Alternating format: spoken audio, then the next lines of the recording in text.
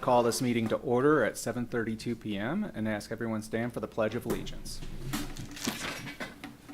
Pledge allegiance to the flag of the United States of America and to the republic for which it stands, one nation, under God, indivisible, with liberty and justice for all.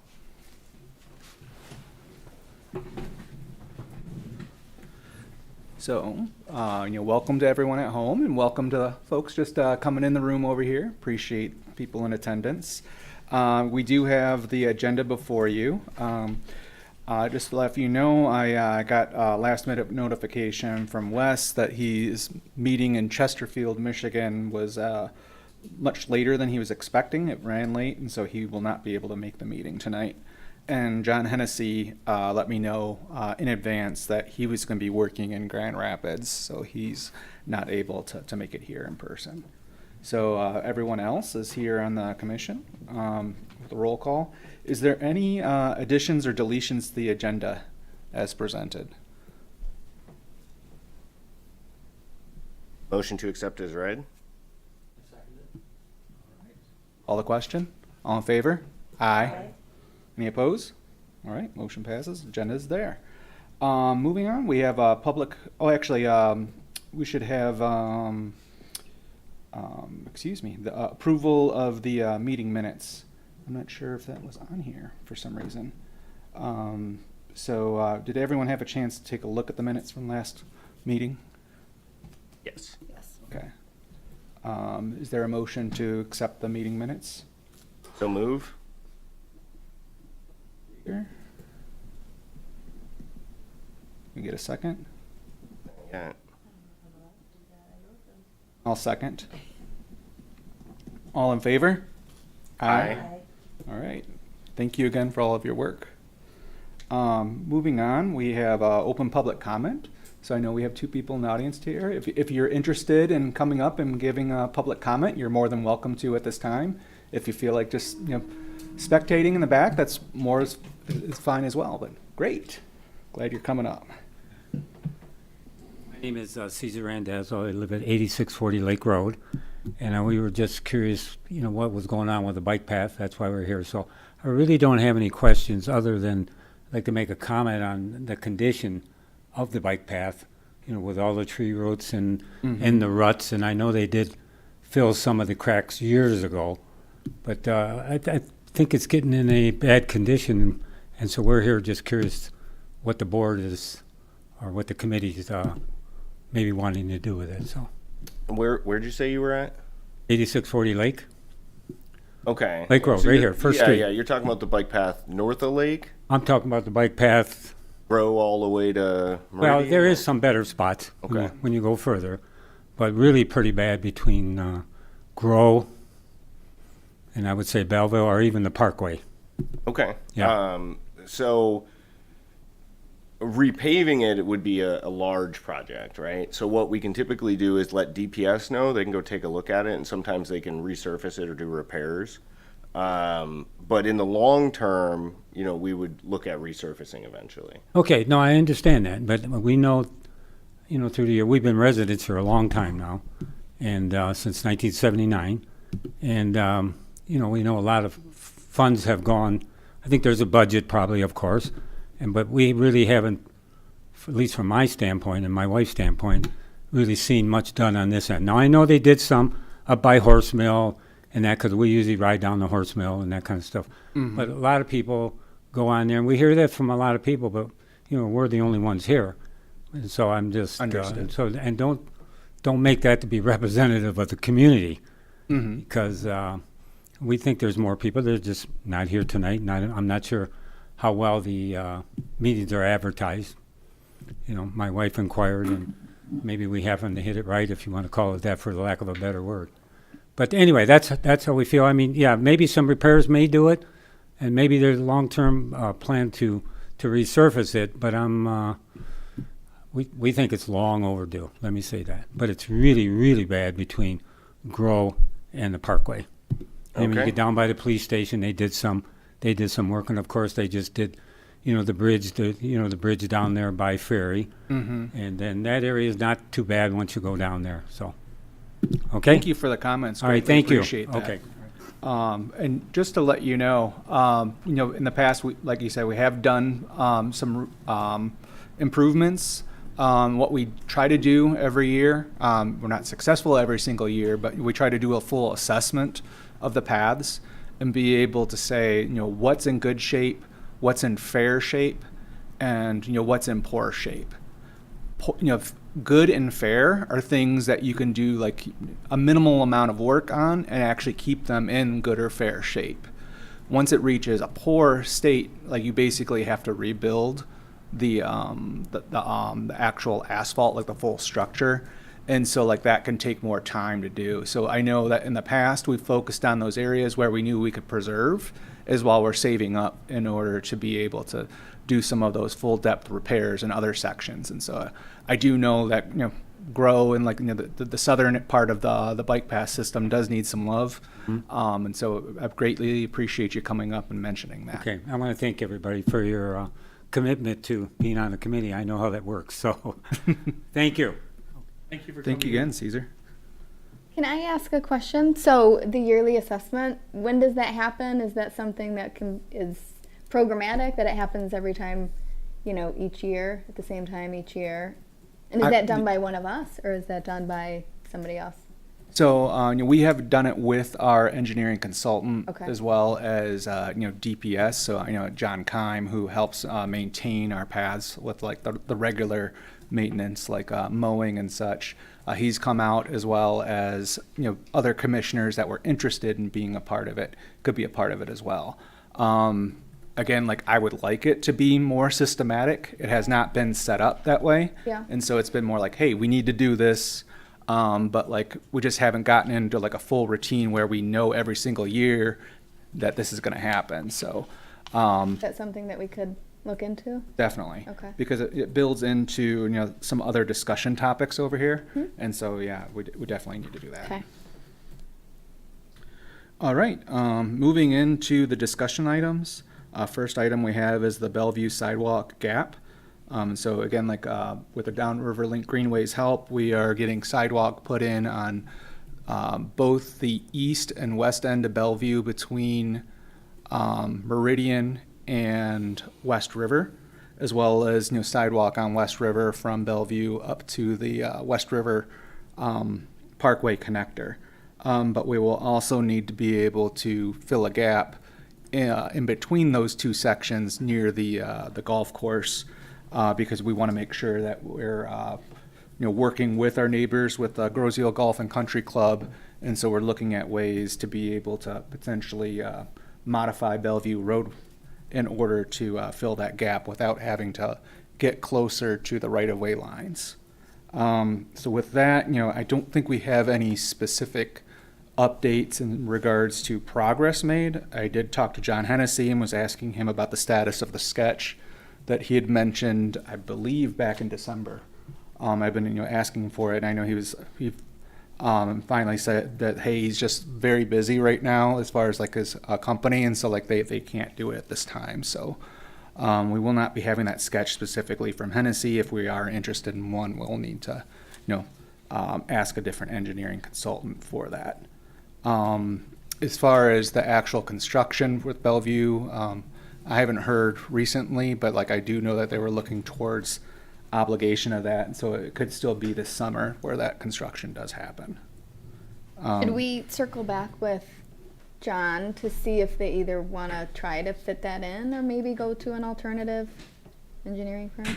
Well, the sketch itself wasn't something that was like mandatory that we do. It was just something that he offered up. Okay. And so it was going to be used, for conversations with Groseal Golf and Country Club and with Water's Edge and with other township officials in order to basically visualize like what Bellevue Road could look like within those segments. So we could potentially still like go and like get that, or we could do it ourselves, or we could do the public outreach without it. It's not necessary for us to continue. Okay, so maybe the first next step would just to circle back with John to see if they're able to still do it and then go from there? He can't. He can't. Yeah. Okay. So it's like he offered up in the past. I knew that he was busy, so I go maybe next month, and so I'd keep asking him, and now he's like, yeah, it's like I don't see anything changing, so he's just like letting us know about that. Okay. So do we need it, and do we need to try to find somebody else to do it, or do we not need it? And just... I don't think we need it. Okay. I think that we just need to, again, like schedule some meetings, with the stakeholders in order to Okay. move forward on it. Okay. Jameson, do you have anything as far as updates with the Bellevue sidewalk? No, I haven't received any updates since I think the last time we talked with Eric Antelak regarding the resolution and the right-of-way at Water's Edge. And I know they went out to bid, so I suppose we'll be receiving an update soon. Okay. Yeah, I can, I'll reach back out to Eric to see like if he has any firm construction dates yet. All right. there's nothing- Brian, I do have a question about that. The gap seems to be the issue here, how big it's going to be. Do they have any idea how big of an area that gap is? I forget the exact number of feet, but basically it's, near the property line with Water's Edge and the Grosio Golf and Country Club, and runs until their driveway into the parking lot. Okay, I see, It's yeah. a significant portion, Mhm. and what we're looking to do is potentially, close part of Bellevue, or fully close Bellevue, in order to turn that potentially into more of a linear parkway. Yeah, that's a question I just never asked. How big is the actual gap for that park? I mean, that's really going to set precedents for what we can do there. I mean, any of us can get on Google and just do a quick measurement of that, but I just don't know the number off the top of my head. I see. I'd feel reluctant to just spitball something. Yeah, I just knew that if they knew the distance of the sidewalks, they'd know the gap. 1,621 feet. Thank you, Jameson. Yep. Okay. So, as far as setting up meetings, Jameson, I know in the past you've kind of, taken the lead on some of that. I'm not sure if you want to do that moving forward, if you prefer for me to. If you have a relationship with someone over there, I mean, I think that's fine. Yeah, I mean, I don't have any, significant relationships over there, Okay. but I just want to make sure we're doing this as a team and that we're, know who's in charge of moving this forward. If you want to ask Jay to set up a meeting between us and their new Okay. president, maybe on a weekend, we can walk around out there and talk about it. Okay. If anybody else is interested in that, please let me know, and that way I can, schedule around that. And then, maybe setting up something else to talk with Zaid and like others over at Water's Edge, make sure that they're still on board with everything. They are. I mean, I haven't heard different. So, and I think Zaid's still out of the office. Oh, okay. And this is regarding like a potential closure of Bellevue. They're Yeah, in they support of think that. it's a great thing. Okay. Well, that's good to know. I thought there might have been, some conversations that needed to happen. So I guess again, getting confirmation of that would be good. And then after talking to Grosio Golf and Country Club, and if they're in support, then I think it's probably talking to public safety and others and seeing if there's other stakeholders that we need to reach out to before firming up any plans. Yeah, I'm on the rec commission too, so I can assure you we're Okay. on board. We can chat with public safety though, for sure. Okay. Other thing is maybe we'd want to do a demonstration project, for over the summer, where we can see how it goes. If there's some people that need still convincing about it, or see how it works. Where Okay, yeah, that's kind of an interesting idea. I hadn't thought of that.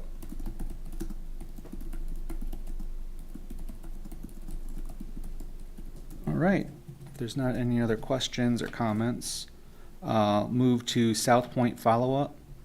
So I know that right directly after our meeting last month, we did talk to township staff, and they were going to do an assessment of the Southpointe area, but I have not heard back from them. And so I will reach out again, this week and see if we can get, some follow-up on like what short-term things can be done in the Southpointe area. Yeah, that section's in pretty poor shape too. And that's similar to what was raised? Yes. Yeah, okay. Yeah, I usually I bike on the road and run on the trails, so walk I on don't that road. notice I know. the damage quite as extensively, I think, as someone biking would. If you were biking on the Southpointe one, it would be miserable. Yeah, I walk Southpointe Yeah. because I'm down that way, and so you have to be paying attention for sure. Yeah. All right. So, is there a way that could be, following up on Southpointe and then maybe just doing a broader assessment at the same time? Yeah, I've got a note to discuss repairs to the bike path between Parkway and Grow. Typically, we'd talk to one of our administrative, I guess, assigned personnel in this case. Recently assigned Yeah, personnel. recently assigned personnel, and then use the mechanisms of the administration to let us know like what the condition might be and what the options are, and then we kind of decide, how to spend the money. Yeah. Do you guys have a like a previous assessment, like a template or something that we could kind of use that as like a basis for? We'd have to reach out to CE Rains, as Okay, well as John they would- Kime to see like, what they have. Okay. Otherwise, it'd just be like, my notes or John Hennessy's notes or anybody else's that was like on the tour. Gotcha. But that kind of leads into the next discussion topic, which I'm skipping the wayfinding for right now, so just for the flow. Talking about the budget and capital improvements plan is like I would like to get ahead and look at multiple years of like what we would like to do, and identify those funding sources and be able to compare that with what others within the township might be doing. So like, what road work might be done, if there's any, water and sewer projects, if there's, anything that's like happening within like the roadway or any area that we're looking to potentially do a project where we could, couple it together to potentially get economies of scale, or at the very least, minimize the pain as far as construction and such, associated with, people that live in that area. Wasn't there a SEMCOG planning grant regarding trails recently available? That's the one we're gonna be applying for. Okay. All right. Yeah, so Ross will be talking more about that, but I know we're looking at it from a little bit of different perspective for that planning grant, because it's a variety of different things that you can apply for. And so like what he's specifically looking at, recommending for us is about the wayfinding signage. Okay. So it's more about the usability and routing people different areas, as opposed to like the larger capital improvements that would need to be done to the bike paths. It would be nice to have a firm take a look at it and let us know, like, hey, this is how much this is going to cost. What you need and whatnot. So I don't know if there's federal or state grants for that. I mean, you're more tuned into that stuff than I am, Ross. Yeah, I mean, just to back up a little bit, there were some discussion like a year and a half ago about having like a township-wide capital improvements plan to understand what all departments are doing over a projected Good 5-year idea. period.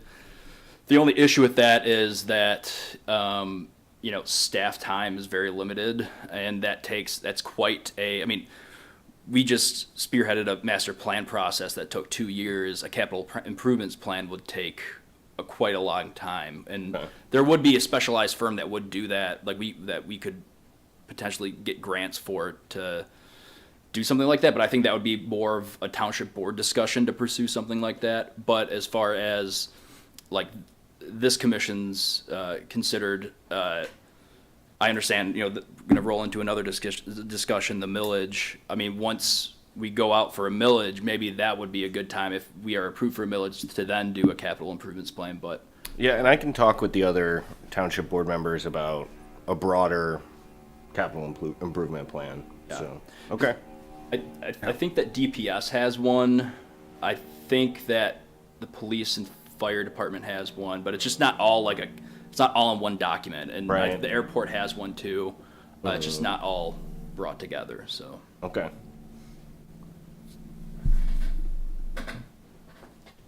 Okay, so it sounds like there's potentially some investigation of that and like see like if it's something that staff that the township doesn't feel comfortable with, then like is it something that we contract out in order to get done?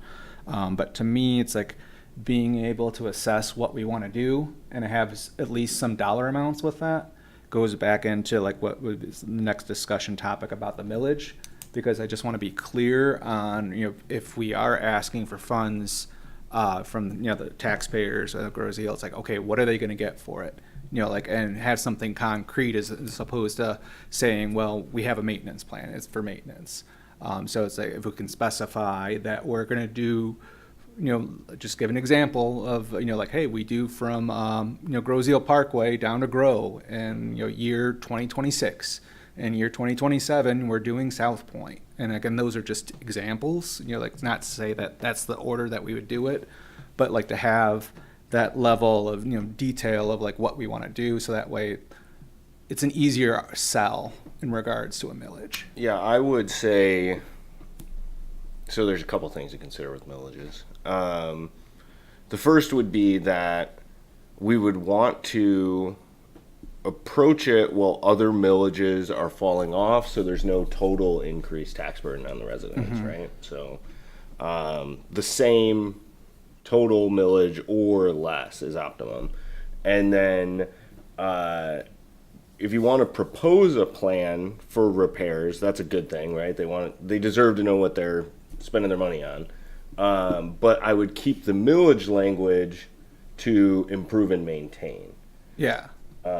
Just in case there's other sections that need attention, because if you just put in the millage language here to here, here to here, that's all you can do, you know, so. Understood. I just like having some other like reference documents, that way Yeah. people understand some of the things that, you know, we would be working on. And as far as I know Brian was able to get back to us on the dates for the next elections, which I believe there's an August primary in 2026. And so I think like May 12th is like when we would have to have language ready for that. Correct. And then there's also the November general. And remember that May 12th date is essentially 362 days from now, and that's the date the township board must have it approved. So you're going to have to back that up a month for the approach to the township board, and then probably 3 or 4 months for us to figure out crafting it and the sections and the plan and everything else. So we should start on this now, is what you're saying. I mean, definitely by August. Yeah. So, yep. Okay, so yeah, like I think it's good to figure out again, like if there's certain millages falling off between now and you know, August, or if there's ones that are falling off between like August and November, where it would make sense to go out for one or the other as far as the you know, putting it on the ballot. Well, and you can set it up so that it doesn't start right away, right? Oh, You could okay. say like, hey, this millage will become effective in, you know, on January 1st, 2027, which is the winter tax, you know, start point, which may be when other millages are sinking. Okay. So in order to come up with that plan, is that something that would be bid, like an RFQ, or?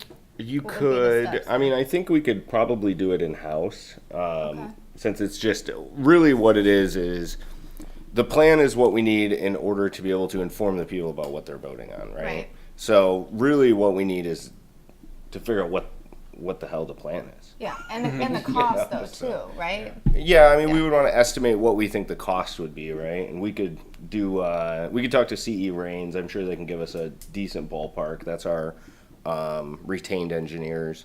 So, and then, you know, if we say, hey, this is going to cost $2 million, we're going to spread it over 10 years. So, you know, $250,000 a year. I don't know how many mills that would be. Less than one, definitely. So,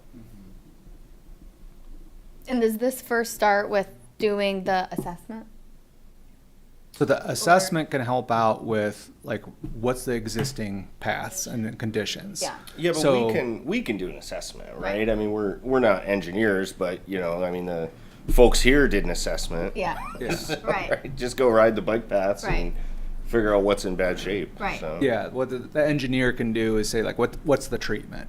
Is it, like we just doing seal coat, or are we doing a partial depth repair, and like the crack sealing and things, or are we doing full depth? And then based on that, you have your linear feet, your square footage, Right. and then that's when the engineers would be able to put together the cost estimates for that.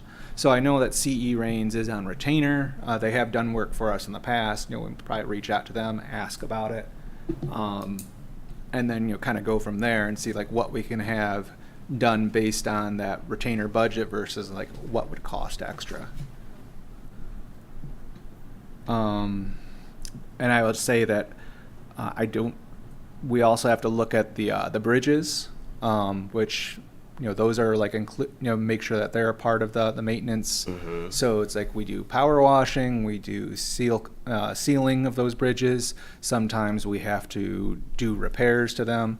I know we've got at least part of a new bridge as far as like over the thoroughfare canal. That reminds me, we need to do a seal coat on that. And probably this summer, like. Wes said he wanted to wait a year before doing that to let that wood dry. I think it's been a year. Yeah. This summer's a year. Yeah. Do we have a list of like, these are all the properties that need to be reviewed to then go through the assessment of the things that need to be reviewed to see then what possibly needs an engineer to come out to? I don't know if the trails are on the plat maps or anything like that. I think Feels like we we've- should have a list or something that, so we're not missing. I think Yeah. I mean, we could probably generate that pretty rapidly, right? Okay. Just segment it by road to road and, Yeah, we have like GIS as well that can be used to be able to pin that data to. So I know in the past we looked at like a full GIS assessment or like using LiDAR and stuff like that's just it was overkill.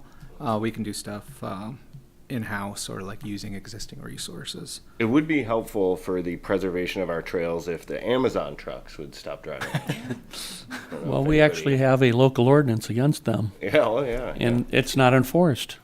It never has been, and I think it was an error probably on that Amazon driver's part, but but you know what? That is just touching the tip of the iceberg. I see utility vehicles on it constantly, Oh, yeah. even when it's 80 and 90 degrees out.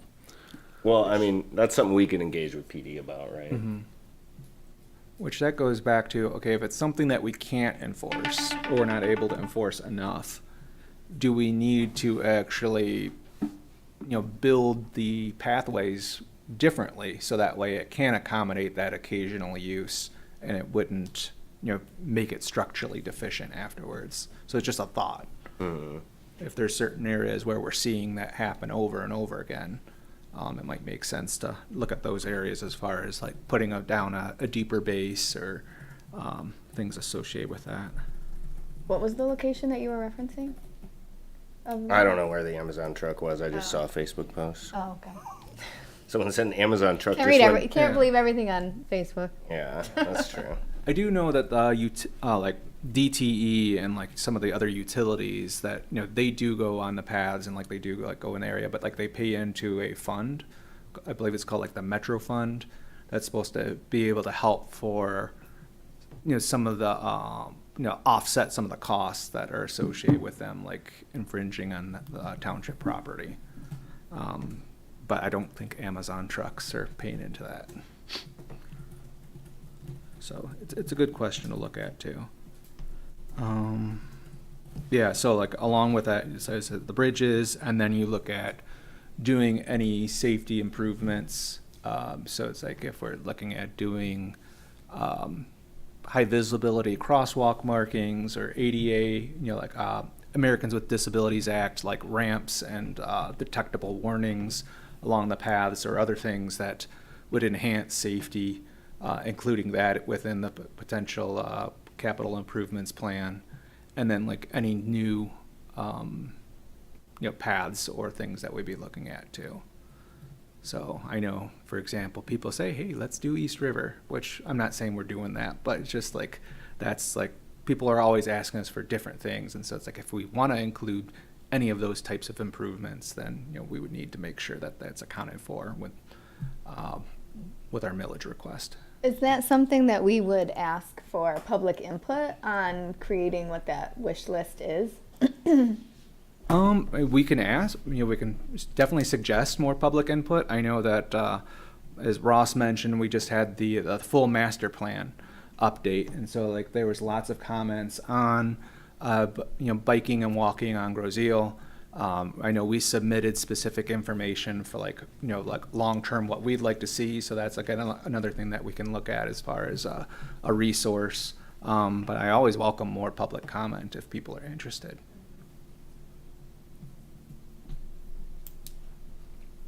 So how do we come up with that list? Like for the budget capital improvements plan? Like where do you start with on that list? So I think we need to start with the assessment, right? Yeah. So I've been building out a few notes here. So in order to construct a plan for repairs, right? In order to get to the point where we're asking for a millage, we need to have a plan. In Yes. order to have a plan, we need to have an assessment. Yes. In order to have an assessment, we need to create a map, segment the trails, various areas, assess the trails, and then to develop the plan for acute repairs and chronic maintenance, right? So I think the first step is we're going to have to create a one-stop tool for whomever is going to go out there, whether it's us or we're going to make Ross ride the township bicycle all over the place, or You gotta buy a township bicycle first. okay, well, it's going to be a Rusty Husky. Jaeger. PD has one for you. And then go from there, right? So I think that's the first step, though, is we're going to have to create a map and segment it, and I can do that. So, do you want to try and do that on your own, or do you want to like have a subcommittee look at that, meet in between? I mean, Now, I don't next think it's meeting, complicated or- enough to need a committee. Okay. If you want to do it, you have way more tools for that than I do. So, Hey, Jameson, I would volunteer to do a video inventory of the complete trail system, maybe with like a, whatever mapping system we decide to use, or video system. I you mean, know, if like a GoPro. I think And- that would be a good idea just from a public Right. knowledge perspective. We could share that video and be like, "Hey, look at this! Look at the state of your trails." Right. You know. Yeah. I started to photograph some of the damage on Southpointe, and there's so much of it I just stopped. It was, Yeah. it got to the point where it wasn't effective. But I think taking a video inventory of the whole thing is, one, going to set a standard for us, and two, it gives us a comparative tool to use in a year or 2 years from now to show the rate of deterioration and prioritize the most severe damage. Yeah. What we do for the federal aid road system is like have a pacer rating. And that's what I was referring to when I say like good, fair, or poor. It's a 10-point scale. And so like, I don't do this anymore, but I used to do this as part of my job back in the day. Generally, it's a representative from my organization, SEMCOG, a county, and MDOT, and the three of them go out and actually ride all of the roads that are basically the major roads within the entire county. And someone has a computer, and everyone is like looking at the road and being able to say, okay, this is a 10, this is a 9, this is a 5. And they actually plug that into the system. And so you actually have like a record, and they do that. It used to be that they do the full system every year.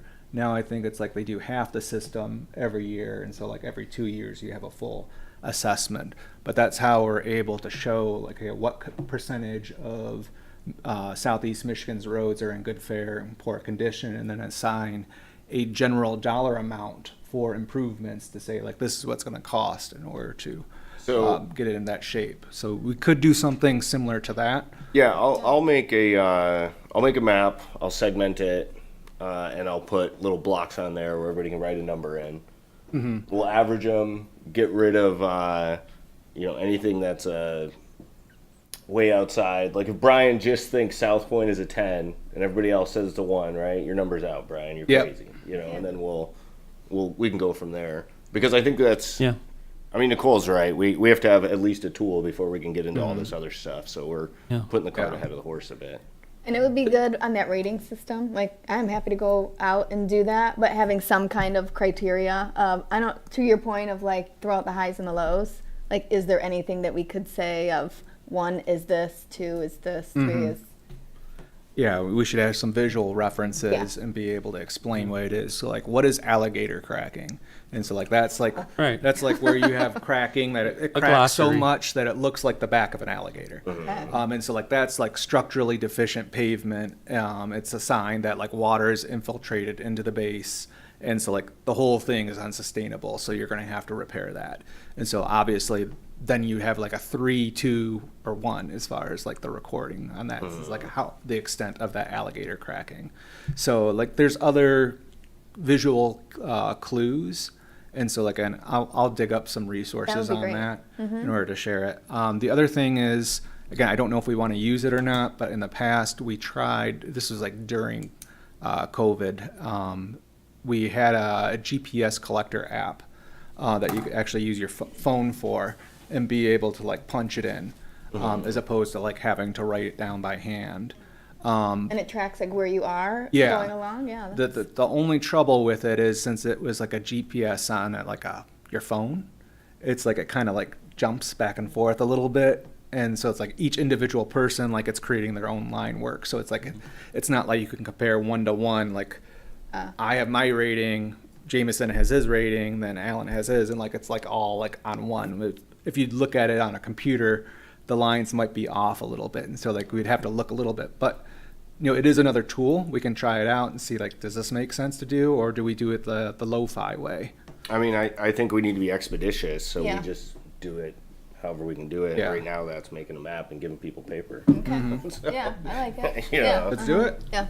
You know, another suggestion is there's a new video system. It's a 360 system, and as you walk, it photographs 360 degrees.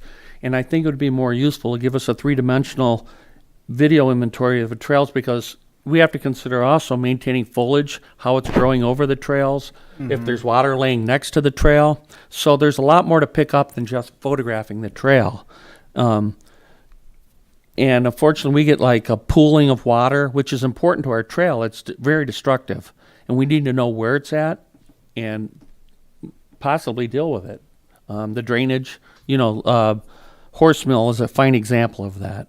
And foliage overgrowth is something that we need to be cognizant of, because that's a safety factor. And to me, that we need to prioritize that first. But at any rate, the point I'm making is that we should consider what type of video system is going to be good to videotape this, and then we can reference it, because you can speed it up and see the whole thing in 2 minutes or 2 hours. So it's a very useful tool, and I suggest that we should look into that. It's an affordable tool, and it's something we may be able to use for the next decade doing this. What's the name of the tool?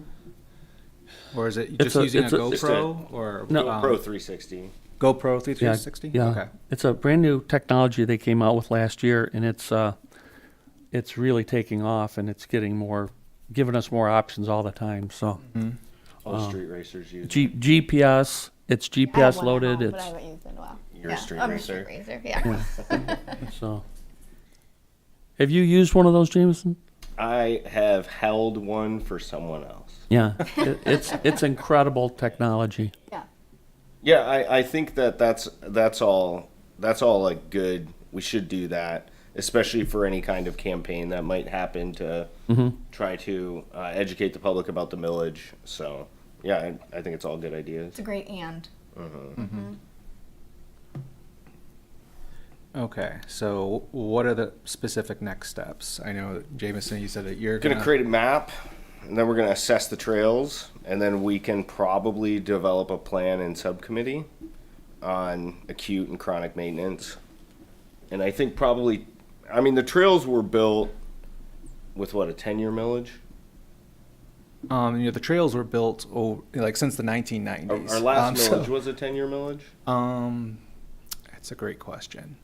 So I'm just thinking. I don't know. I got 10 years in my head. I feel like asking for 10 years of repairs and maintenance is reasonable and affordable, but who knows, right?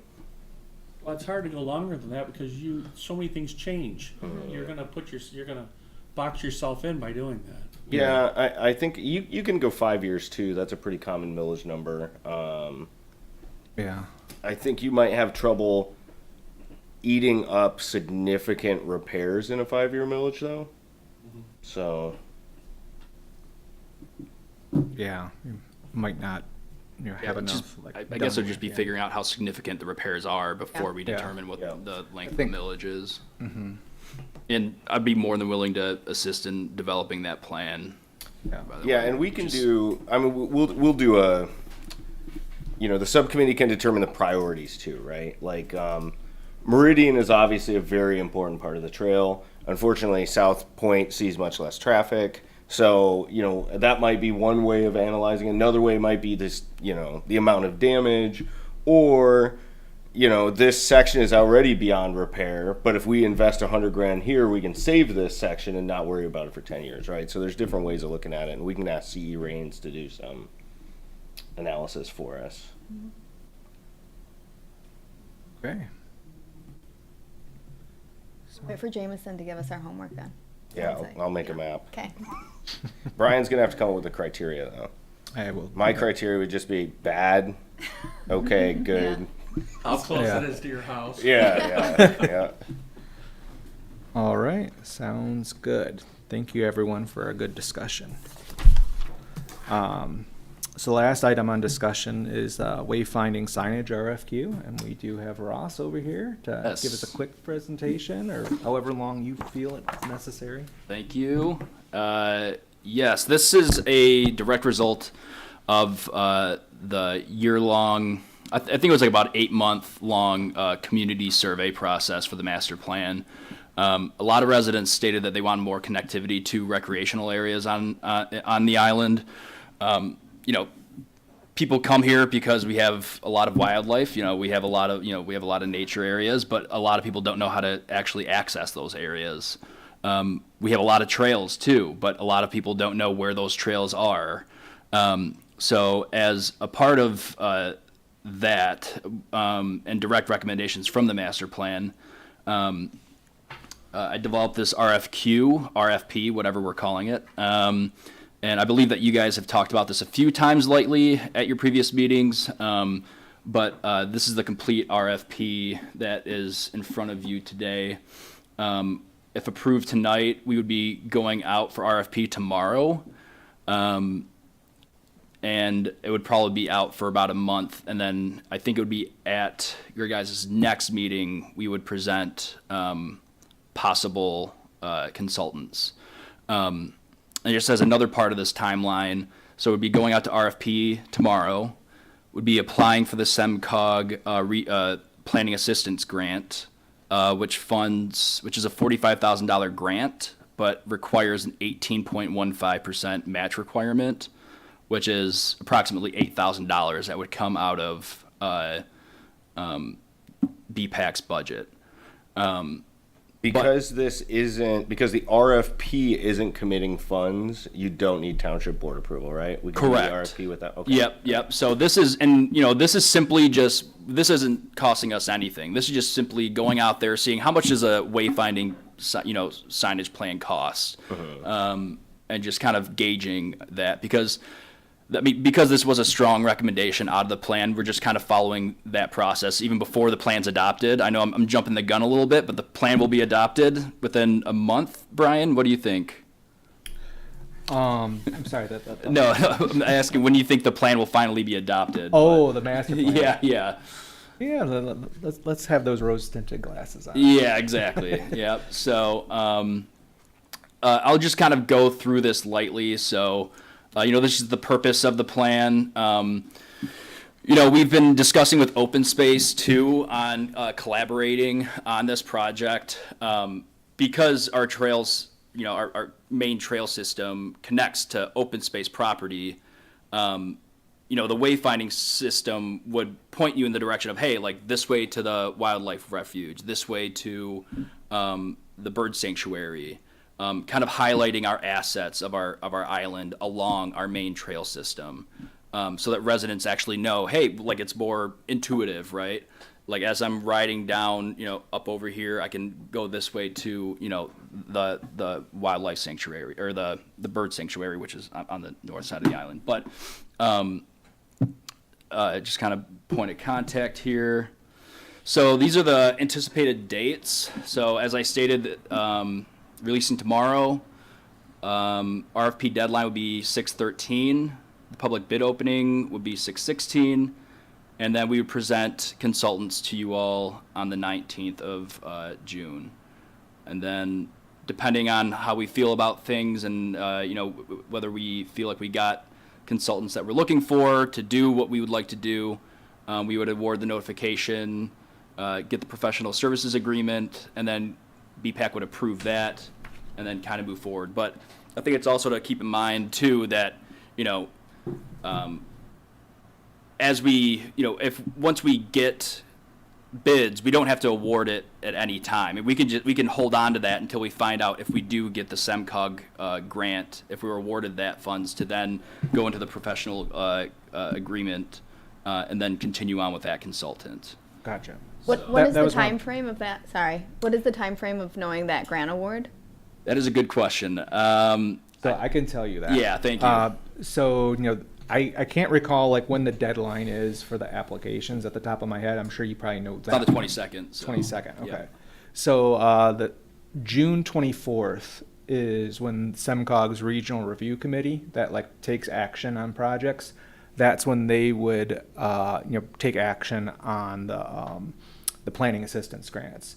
So we would know likely either on the 24th or like shortly afterwards on that. So that's what I was going to say as far as the award notification. I see about like June 20th. I would That probably up. say like, yeah, take that back to like probably Back. July. Yeah, perfect. Yep. Yeah. And it's due, the grant is due 5/22, May 22nd? Yes. Okay. So next week. Okay. Next Friday, I think that is. So okay, I'll make a note to adjust this. Again, like I don't work on the planning assistance grants myself, like with the selection and such. So I just let you know as far as conflict of interest or anything over here, it's like my colleagues and my boss are the ones that actually like look at those in more detail. I do provide like assistance to communities and like field questions. One thing I wasn't sure about, because again, I haven't been on the other side of this, is regarding the legalese on if you do have a contractor, are you allowed to start that RFP process before you get the award notification? So it might be good to reach out to Kevin Vitrino or I someone have. else. Okay. Yep. So, because when we look at the grant application in a little bit, there's a line item for a budget, and I reached out to him and said, hey, like we're in the RFP phase, like we're looking to go out for RFP like just before this grant application is due. Are we in the right, timeline? He's like, you're in the perfect timeline. That's just a rough budget estimate. He's like, most of the awards that we hand out are in the RFP process. So, That's what I thought, but it's good to hear that direcally from him since Yeah, he's the one looking definitely. at the projects. Yeah, and I've been talking with him quite a bit on this application. So hopefully, he's aware of that we'll be applying. So. Okay. And are we expecting the grant to cover the total costs, or do we think that the cost of this work is going to come in over? So comparable wayfinding plans that I've looked on SEMCOG that they award, it's about $45,000 to Okay. $40,000. Some could be. We're talking about the entire island, where some might just be. I know there were some plans that were just for like the downtown area of a community. Sure. But I think that we could we'll see what we get through the bids, and then maybe we could kind of tweak some things and have those discussions with consultants that we do like with that bid when they submit, and then kind of lower that price tag down. I think that we can negotiate at that point just in time for the professional services agreement. But I think that this plan, this RFP, what we provided, it's about a $45,000 plan. So. Okay. And just to reiterate, this is a plan, so it's like it's coming up with what do we want to put where, Yeah. and what does it look like. It's not, doesn't include the cost of actually constructing the signs and placing them. That would be, something else that BPAC or other township staff would have to look into as far as where those funds come and the timeline for developing that. But at least we'd have something to be working off of. Sure. Yeah. And if I'm not mistaken, I think I included in here like construction cost estimates built into this plan, so they would be providing that for us. But let's see if I actually put that in there, and if not, then I'll put it in there tomorrow before I release this. So just a little bit of background about the community in this RFP here. Bike paths, just talking about approximately how much we have here. A bit about our natural areas and trails within open space areas. A little bit about the amount of acres and who they're owned and overseen by. There's the Nature and Land Conservancy in there, Michigan Department of Natural Resources, Detroit River International Wildlife Refuge, and there's approximately, from what I gathered from the open space booklet, that there's approximately 4 miles of trails consisting of wood chips, desire paths, and unofficial trails. So I think that this RFP is mostly going to consist of BPAC trails, the main trail that you all maintain.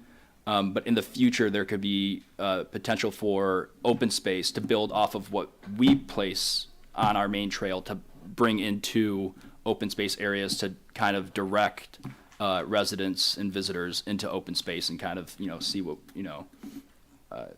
just kind of go out there. So any questions? Sorry, I know I'm going. Ross, I do have a question. Yep. The wayfinding is going to be strictly used on the path system or directly throughout the whole community where they can see it by car, by pedestrian, not just limited to the use of the bike path? So this was more specifically to the bike path. Okay. But it's more of, but I guess I don't, we can have that discussion. I mean, I think that what we're trying to start is the beginning of a, community-wide wayfinding system that's cohesive, right? Yes. And I think that starting with our trail is, because we do have direct, we have the ability to fund that through the millage and through the budget.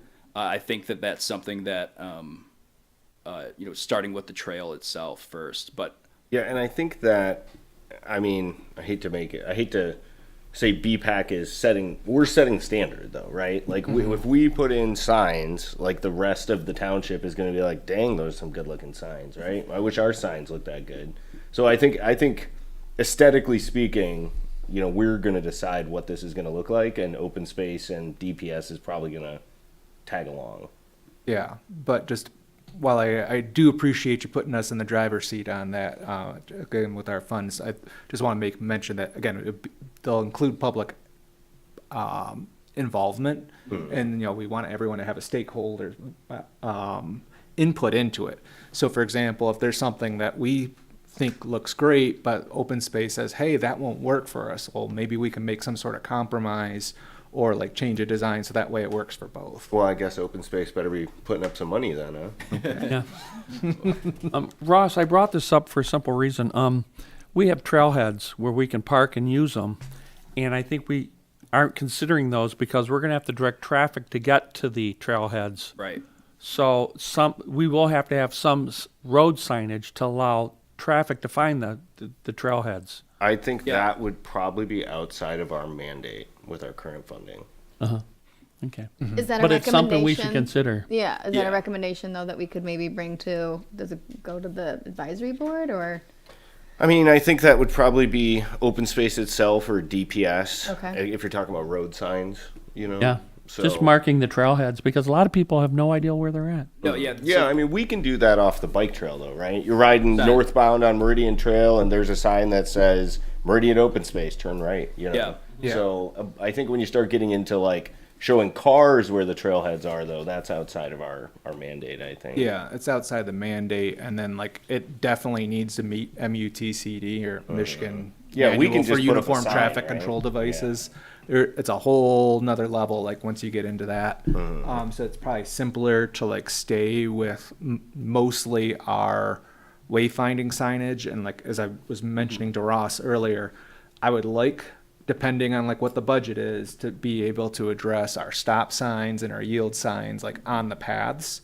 So like that's where there's that interaction between the vehicle side and the path side to make sure that there's something consistent and increase safety. So if they're Fair, pedestrians have the right of way. Just power through. I'm just kidding yeah. for anybody that's You I was first. just saying, like, if there's a stop sign and no one's using it and it's not reasonable for a person on the bike path to be stopping there, like, okay, well, can we put something else in to like let them know that they're crossing a road, but like they don't have to That's stop? a good idea. Yeah, I mean, I don't think the stop signs get a lot of clinically accurate stopping happening at them. Yeah, You know, yeah, I'm a firm a good believer in point. like just using the sign that's appropriate for that location, so that way when people do see a stop sign or do see some other like more important traffic regulation, that they obey it, as opposed to like just wonder like, hey, do I really need to stop here? So if you're crossing Meridian and there's signal that's, I mean, it's uncontrolled, that's definitely where you want to stop first and look. But like if you're crossing a side street, maybe so, maybe not. Depends on the situation. it looks like that kind of falls into this needs assessment, right? It does. Yeah. Okay. And I just wanted to go back. So part of the stakeholder engagement is holding public engagement sessions, like the consultant would be kind of leading that. And that would include open space committee and the Nature and Land Conservancy. So, I mean, we're going to be getting a broad stakeholder approach to this. So, and another part of that is kind of building off of the existing wayfinding system of the Downriver Link Greenways too, because we do have one on Macomb and on Bellevue and Meridian there. Are there any other ones? There's no large signs. Okay. But there will be like the confidence markers that are put on the pathways, like once the sidewalk is installed. Gotcha. At least that's what I've been told. Okay, so maybe incorporating like existing plans that Downriver Link Greenways has, Yeah. and into like with the consultant to say, hey, like here's what's coming from Downriver Link Greenways, and like with the Iron Belt Trail, I mean U.S. Bikes, the International Wildlife Refuge, there's a bunch of different partners that we will at least reach out to and say, hey, like once we award this consultant, say like, hey, this is what we're doing. Like, please, like, join us in a public session and, like, provide us your input. There might be opportunities for surveys as well, so. And then this kind of highlights existing challenges. The master plan highlighted that 6 of the 23 parks and open spaces on the island have some kind of recreation or trail component. And then none of the township's open spaces were evaluated above a 2 from a scale of 1 to 5 for accessibility. So I think that, although we aren't directly addressing accessibility like on a physical standpoint of, wood chips aren't ADA accessible, right? Like we all know that, and we can't really, we're just not at that stage yet to have that conversation with open space of like, hey, what else can we do with the trail systems in open space to make them ADA accessible? But at least we can make them accessible, like visibly accessible, right? Like letting people know, like this is where this is. You can go into open space here, where most people just drive by and just see like a gap in the woods, and that's really all they see. So, it's just basically integrating clear and consistent signage across the island. So here's the scope of work for the consultant. It's to do a needs assessment of key destinations, decision points, and current navigational challenges. This would be gathering input from BPAC, Greenways Open Space, and Groseal Nature and Land, and other relevant boards and commissions to ensure comprehensive community involvement. Provide a thorough analysis of existing bike route ends, stop and other signs that do not add value, like Brian was just saying, and then come up with solutions to have them removed or replaced with more informative signs. So Ross, on that part, if you can just include like, safety signage, just Yep. kind of like generic, and throw that in the sentence, that would be good. Yep, will do. And then best practices, like Brian had mentioned as well. So, Is there other signage that this needs to coordinate with? Yeah. they need to take into consideration of, we would like this to coordinate with these other signs, and have we identified what those are? Yeah, I think that, open space has pretty, like, their signature, like, wooden signs, Yeah. right? So I think that, wooden signs aren't, although they look really nice, but after, I'm not sure how old they are right now. I mean, they're constantly replacing them, but that's sort of like the upkeep of those signs. So I think Right. it's sort of matching the existing character of the island and Right. the existing signage without, we're not looking for something like extremely modern with like lights and Right. stuff like that, like, Yeah, like easy to reflective. maintain, and, yeah. But Yeah. I'm just wondering if we need to call anything out that says, consider these things that already exist, or no, we're not giving that guidance and anything could be replaced Yeah. that already exists from a signage perspective, such as open space. Well, wouldn't that be a part of like you have your needs assessment and your existing conditions. So like all that stuff would be identified. You'd have like the stakeholder meetings. So again, like we'd be able to like identify like where those signs are from like open space or Grosseal Nature and Land Conservancy. I'd throw in there, obviously, like the Recreation Commission, DDA, they have signs as well. And like if we find out like there's other organizations that do have some sort of signs, yeah, at least identify them and see like, can this work? Like, is there a way to like, have some consistent branding throughout it, and at least know what are the possibilities.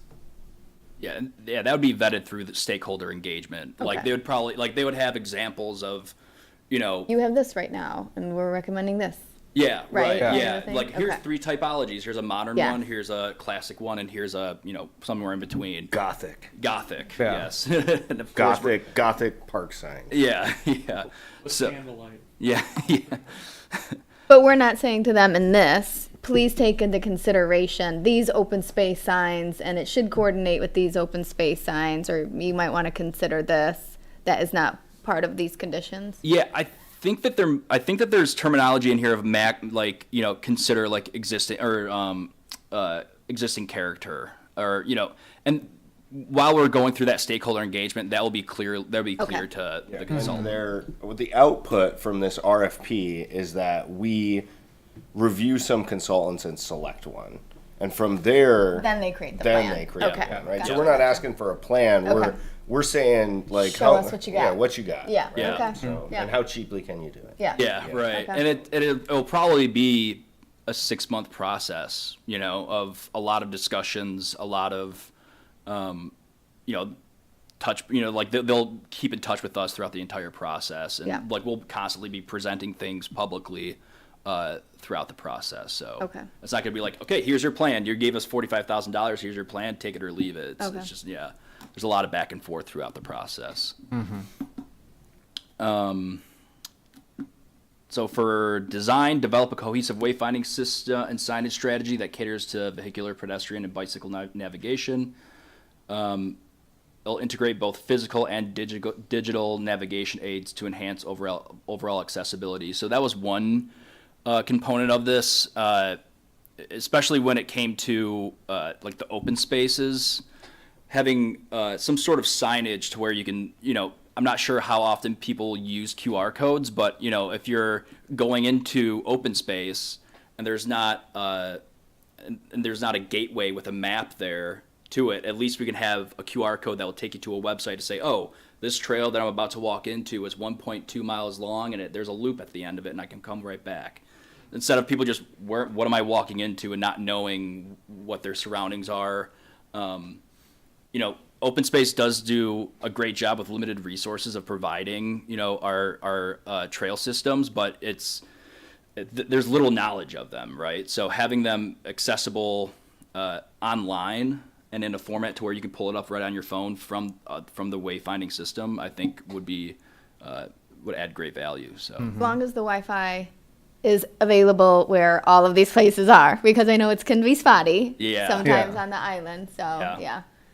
And that might be, that might, provide an opportunity to work closer with open space to say like, hey, like maybe adding trail, but then again, their budget's insanely limited too. So I think, but I think that by having a plan in place could get us to an opportunity of getting grants to get those things, right? Where we don't have the budget or we have limited millage funds, right? So, Not too late for a whole island mesh system.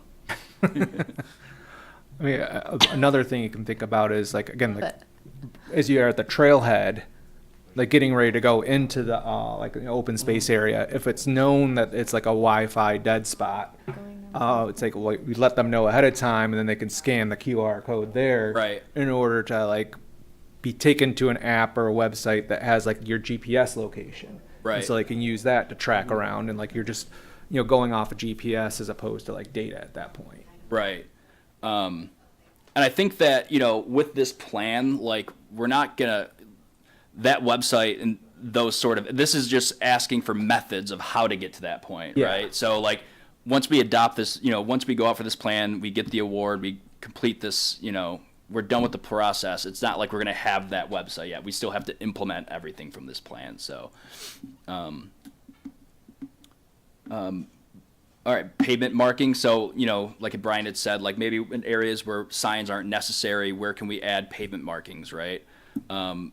Crosswalks, something I'm kind of amazed that we don't have a lot of crosswalks on this island, especially like on Macomb Street, which is a whole other conversation, but just adding more visible markers on the pavement for those driving to watch out for pedestrians crossing roads. And then potential traffic calming measures, such as mini islands on paths, flex posts, curb extensions, etc. And then just digging a little bit more into that digital component, like I had mentioned. And then selecting fabrication and metal. So that's kind of what we were just discussing of, the character of the signage that we're considering, right? So the type of materials, the materials for various uses, depending on the situation. And then implementation planning, so plan and execute the installation of both physical and digital wayfinding systems, gateway features, and for open spaces.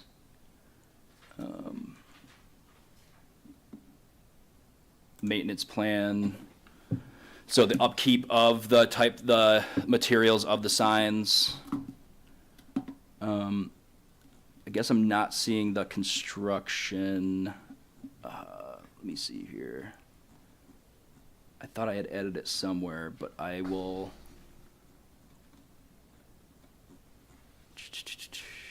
The construction costs is what you're thinking? Or? Yeah. well, actual fabrication of the sign. Well, you have that, right? You just don't have construction Right. Put a budget estimate in there.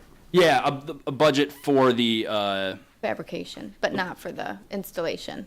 Right. Well, the Yeah. budget for the plan, it's for the proposal itself, but not for the actual implementation, like the actual construction. So yeah, I will be sure to add that as well. Okay. So you'll ask that, or you will add a component that says, what is the cost of creating the signage and then installation of the Correct. signage? Yeah. Yep, Okay. Yep.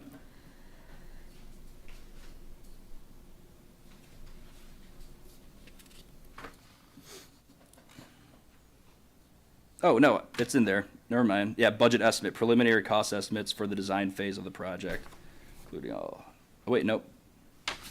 Yeah, that seems to just talk about the design. Yep. Okay. All right, I'll add it right after. I'll add it somewhere in here. Between fabrication of materials and installation, maybe? Yep.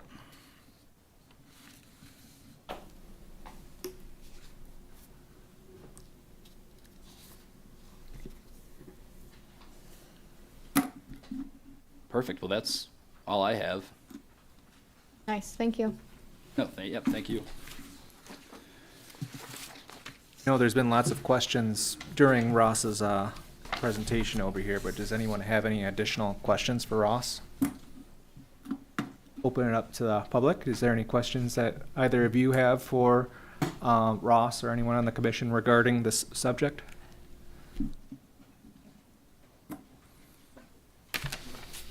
Really don't have any questions. Very good discussion, by the way, and we appreciate the time that you're putting into all the, the trails and the pathways and everything else that goes with it and the signage. So I just wanted to comment that, and we think your efforts are well appreciated. So thank you. Thank you. You can join us more often. All right. If there's not any other questions or discussion, move into action items. And you're looking for a recommendation to the board on wayfinding signage, RFP, RFQ, or actually, do we need, I'm just thinking about that. Do we need to recommend it to the board in this case? Because I remember we just need to make a motion on it to move forward, right? Yeah, you could just approve the RFP as. Okay. So I move As amended. to approve the RFP as amended based on the comments of this discussion.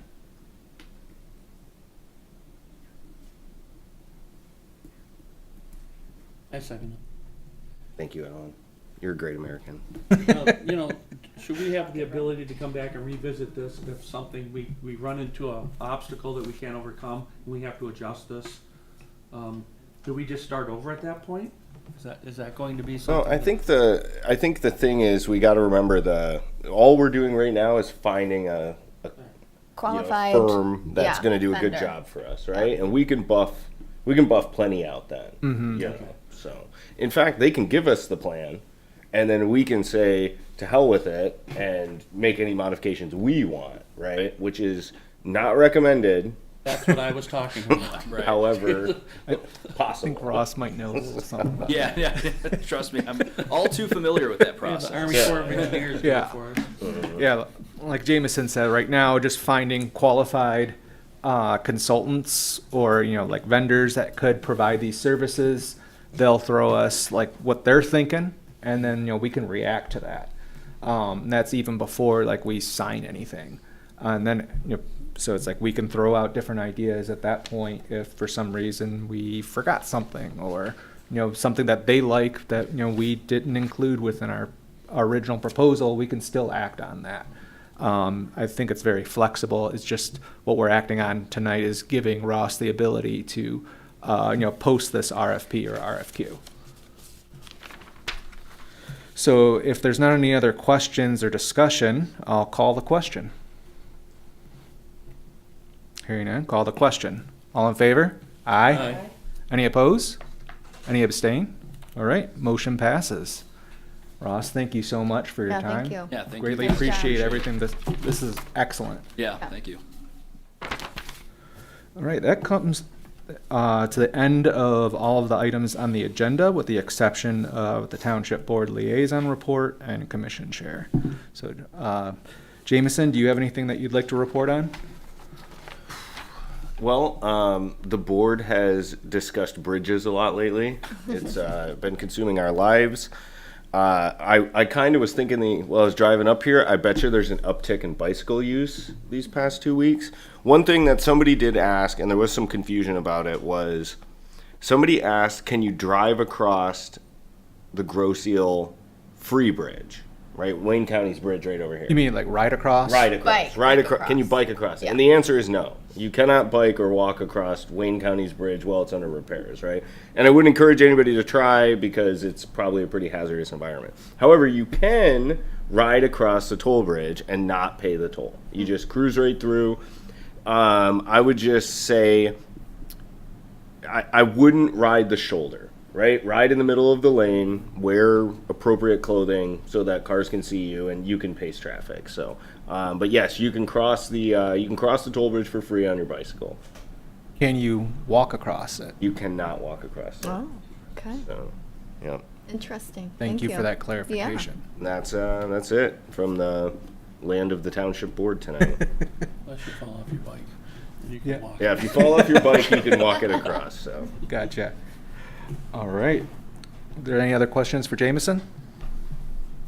Hearing none, as far as the commission's chair's report, I will just say that from a it's biking season. We're going to again see uptick in usage. It might be good again to revisit the idea of counters to be able to see where people are walking and biking on our trails. We need to identify a little bit of funding for that. So that's just one thing specifically from the township perspective. But putting on my SEMCOG hat, I know that the Downriver Link Greenways, again, are still looking to do bike lanes on Jefferson, basically going from Elizabeth Park all the way up to the E-course, like where the bike lanes are currently. So that way you would have connectivity, all the way to River Rouge, and then from there being able to get into the city in Detroit in the future. Delray? Delray is in the city of Detroit. I believe the route is usually going up Schaefer or Coolidge over Okay. to Fort Street, and then Continue going from into there. southwest that way. Ross, did we talk to you about counters before? Did you look into that for us? No, I remember it being mentioned, but as we're going through, with the millage and everything coming up, I mean that makes sense. So I Could can you get just with- put together a couple ideas and let us know? Yeah. How to do it? Like, how do you do that? Well, there's different, there's like the strips you put across, or like a Oh, camera yeah. or infrared. So, if you could just come up with a couple of affordable ideas that BPAC could use, I'm sure we could. Yeah. You guys could just sit out there for 24 hours and Get an average? Yeah. We'll send Derek out there for yeah, 24 right. hours, Yeah, right? 'cause he's not doing anything important at all. Right. Yeah. All right, yeah, I'll get with Rains on that, because I think that we were looking into traffic counters, but I think it was kind of like around 5,000. I think. Yeah, and I think there's some that will do both cars, people, bikes, everything. Right. So. Okay. Yeah, there's something called, there's a company called Myovision. They have the Myovision Scout cameras, and so like that camera can be put on a pole. And so basically you attach it to any, secure structure, and that way, it has its own battery associated with it, and it can count, a variety of different road user types and put into different classifications. So like that's one option. There's a eco counter as well. Okay. And then there's a couple other resources out there. So they run the gamut in prices. But it would be good to have something like that we own that we can put in different locations. The other thing I was going to mention about counts, related to the Jefferson Avenue corridor, is potentially looking at doing multiple locations in along Jefferson. So I thought it might be good to potentially get one in Riverview at the Bridge Road, Yep. and see like, hey, what's traffic looking like over there? How many people are actually like turning on to the toll bridge, and we can actually compare that with like what numbers we get for like from the tolls as far as like who's actually crossing, so that way you're able to validate counts that way, but also see about through movements. And there's other like big data resources that I know that SEMCOG has, where you can see about movements like origins and destinations. So you could actually potentially look at before and after, like what happened like before the closure of the toll bridge, the free bridge, and like what's happening now. And so that way you'd be able to see like, hey, are we having less people come, or like is everybody still coming but like they're paying the toll? What's that doing to like if there's just some people coming to experience our open space, or like Centennial Farm or things like that? Are we still getting those visitors as we had before? So those are some resources that we could potentially look into. And would the intention be to put out some kind of like report, or? Yeah, I mean, like as far as the counts, we could, if we find something of value, we could put out a report, or it just like mention at one of these meetings, or go to the township board. I don't know how formal we want to get with it, but like there would be actual like count data and stuff that people could look at. Other than that, I know that there is a trail summit coming up for Southeast Michigan in June. I forget the exact date, but I will email all of you about that to see like if there's interest in attending that. Other than that, that concludes my my report. Is there anything else for discussion before we adjourn? Hearing none, make a, ask for a motion to adjourn. I make a motion to adjourn. Second? All right, all in favor? Aye. All right, motion passes. Close the meeting at 8:51 PM. Thank you, everyone. Walk, bike, drive safe. Thank you.